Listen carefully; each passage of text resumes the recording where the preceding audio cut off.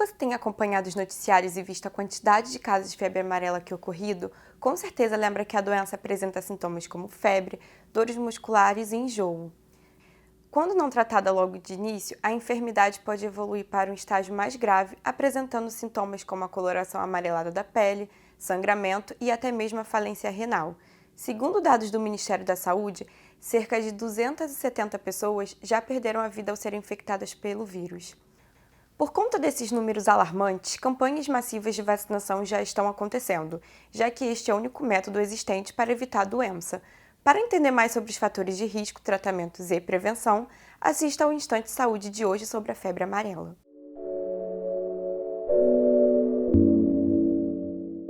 Bom, febre amarela, ela é uma arbovirose, isto é, ela é uma virose, né, uma doença causada por um vírus, por um flavivírus, né, que é o vírus da febre amarela, o vírus amarílico.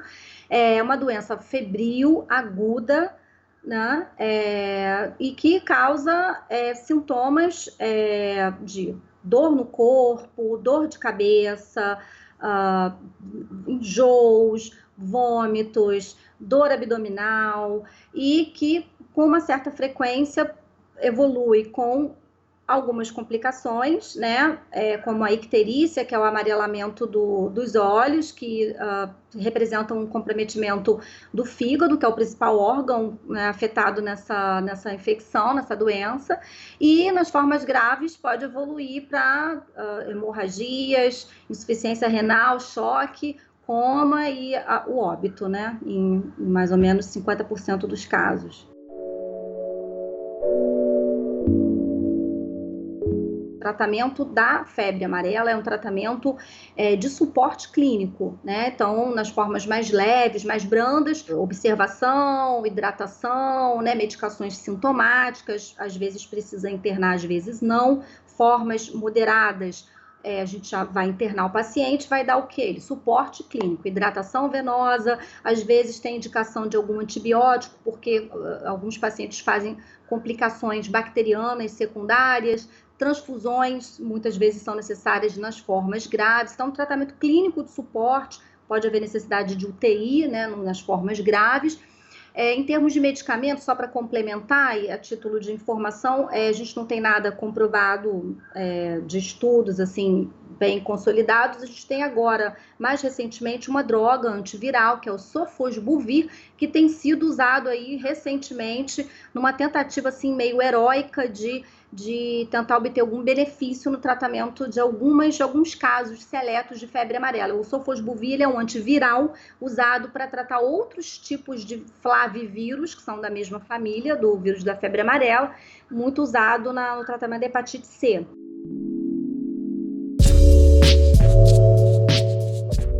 Somente evitando o contato com os vetores transmissores da doença. Então, o uso do repelente para evitar a picada dos mosquitos no meio urbano. No caso, a gente ainda não voltou, né, felizmente, a ter casos urbanos, né, da febre amarela, mas esse é um risco iminente. Então, seja na região silvestre ou periurbana, né, ali entre a cidade e a região de mata, que é onde a gente está vendo mais casos, é o uso do repelente. Para quem pode evitar as áreas de maior risco da doença, as áreas de maior ocorrência da doença, a gente recomenda evitar, sobretudo quem não é vacinado. Se não houver jeito, houver necessidade de viajar, de ir para locais, né, de ocorrência da doença, usar o repelente, né, que é a única forma. Agora, a forma mais eficaz de prevenção dessa doença, sem dúvida nenhuma, é a vacinação.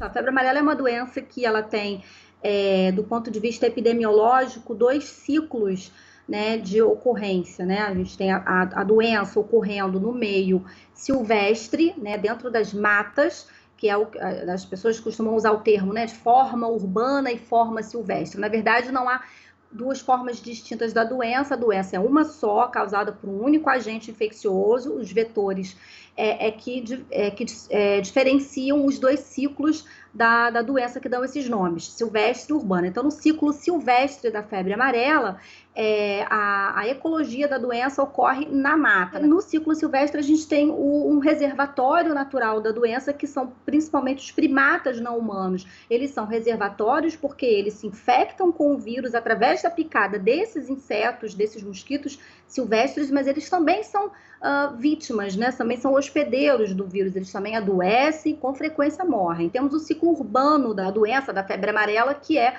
quando a doença acontece nas cidades, no meio urbano, fora desse ambiente silvestre, né, de mata, em cuja transmissão aí, no caso, se dá através da picada de um outro mosquito, que é o nosso bom e velho conhecido Aedes aegypti, o mesmo transmissor de outras arboviroses já tão conhecidas, né, como dengue, zika e chikungunya. O papel do macaco é um papel no sentido de epidemiológico, um papel de sentinela, de alerta, porque o macaco, quando ele morre por febre amarela, isso é um sinal, né, de que existe vírus, de que o vírus da febre amarela está circulando naquela região, de que está havendo, de que o ciclo silvestre está ativo e que está havendo morte de macacos por febre amarela. Então significa que aquela região ela é uma região de risco para que a doença possa se expandir para as áreas urbanas. O macaco não tem nenhum papel na transmissão, né, da doença para o homem, são ciclos ecológicos, epidemiológicos distintos. O homem se infecta a partir da picada do mosquito Aedes aegypti. Não se esqueça também de anotar as dicas para evitar a proliferação do mosquito, já que esta é uma parte fundamental para reduzir os índices de contaminação. Caso você ainda não tenha se vacinado contra a febre amarela, é importante procurar um local habilitado mais próximo. O Instante de Saúde de hoje fica por aqui. E se você ainda tem dúvidas sobre como se prevenir, acesse nosso blog para conferir conteúdo exclusivo. Até o próximo programa!